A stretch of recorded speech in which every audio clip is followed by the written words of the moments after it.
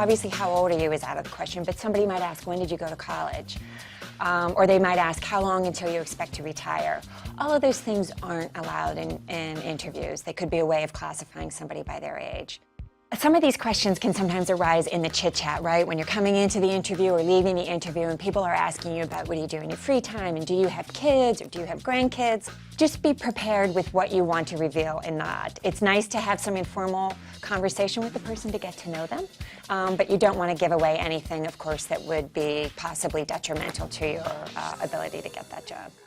Step aside, don't directly answer it, don't directly refuse to answer it, just give an answer that steps aside. So, to the question, how long until you expect to retire, you could say something like, oh, I really expect to give a lot to my career. I still have many years of work that I hope to provide, to an employer, and keep it just a simple, sweet answer like that.